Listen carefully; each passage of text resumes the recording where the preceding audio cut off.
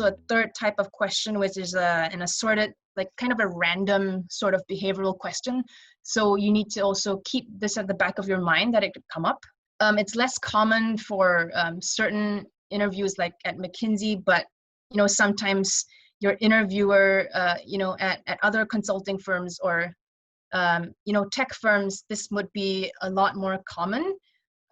So things like what do you enjoy about your work at Gojek? Things like that.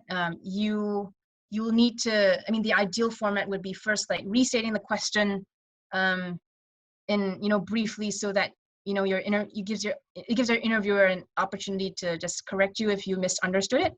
So after that, then explaining, like thinking about a list of how you want to answer it, and then having the evidence to back up each of your statements.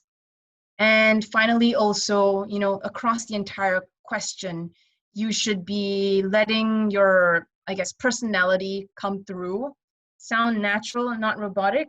This allows you to, differentiate yourself from a lot of other candidates who are also applying for this position. And I believe we are on time. Tessa, Esway, let me know if there's any change in the plan, but like to now break us into breakout sessions. And we are focusing on the question now, tell me about a time you failed. And this will be like a, I guess, 9-10 minute breakout session. Remember to, when you're thinking about your answers, use structure, communicate the relevant skills, and strive for to be brief.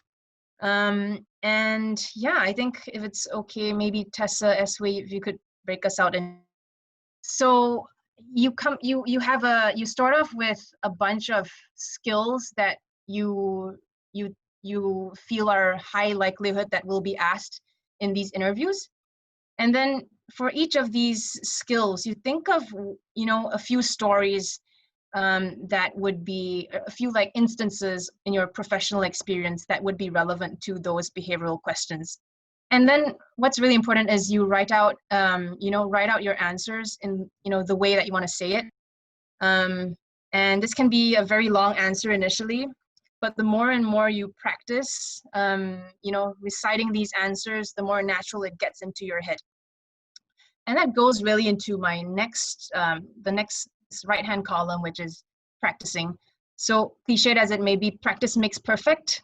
And you want to gauge reaction. So you don't only practice it to yourself, but you practice it in front of other people, like your peers and your family, close friends that you trust to give you frank feedback. And make sure that you go from reciting your story to telling it in a very compelling way. Have those emotions in there as well. Don't sound like a robot. How do you start practicing? And you can start doing it in front of the mirror, recording it, recording yourself and watching yourself, speak, and improving on that over time. And if you're fortunate enough to have like a practice buddy, ask them to give you a behavioral question before your case question. And also it's great if you can have an in-depth behavioral practice with a partner in order to really solidify your answers. What not to do in your behaviorals, right? There are content-related answers, and there's also delivery-related mistakes. On the content side, common mistakes are not answering the entire question, not sufficiently building out, the impact of, how high stakes the situation was.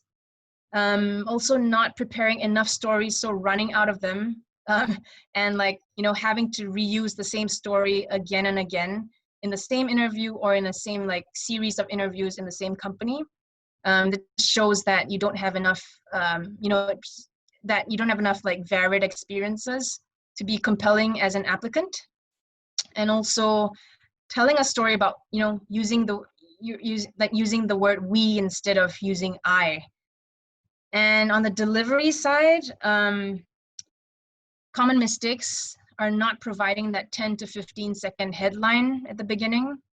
Also not, being thrown off guard when you're interrupted. So you need to practice that as well and be confident. And also finally, like sounding very robotic and just lacking that enthusiasm and emotions, which makes your presentation a lot more effective.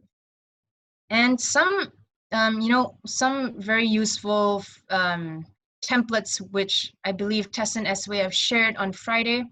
And feel free to reach out to them again if you haven't received them. These would help you to really prepare your answers and stories.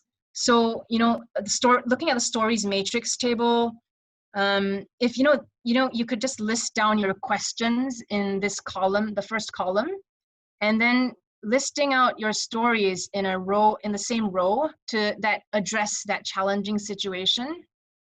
And you can actually note here that you can actually use the same story twice to answer different types of questions. So for example, in this table, you see deal team member left the firm.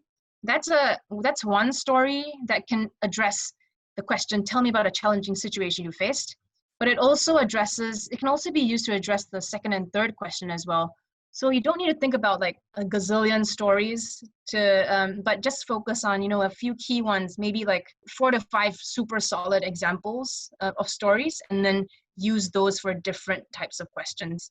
And in your story deep dive, this is using the framework that we shared: headline, situation, action, and result. Typing it in long form will help you at the beginning to put down your thoughts and make sure that you've got everything covered. And through practice, you will soon be able to answer those questions without referring to your words that you've written down, and you'll get more comfortable over time. Some of the frequently asked questions. So, is it appropriate to talk about extracurricular activities? Highly not recommended, actually. You should try to really focus on your professional experiences, because that's what's truly relevant in those interviews. Unless they truly demonstrate the skills that you need to exhibit in the question. Secondly, how do I tell a story about what I did without giving a detailed background? So if you should like basically keep, you only have 3 minutes to answer each question, so try to leave out all the irrelevant or not so impactful details of your answer. And a great tip is to practice with friends outside of your industry to see if they understand you from layman terms. Lastly, how far back into my professional experience should I go? To anything on your resume that you've put down could be asked about. And try not to talk about high school and college examples, because that's very long ago, and it's you have developed significant experience since then, so you should really focus on the more recent ones.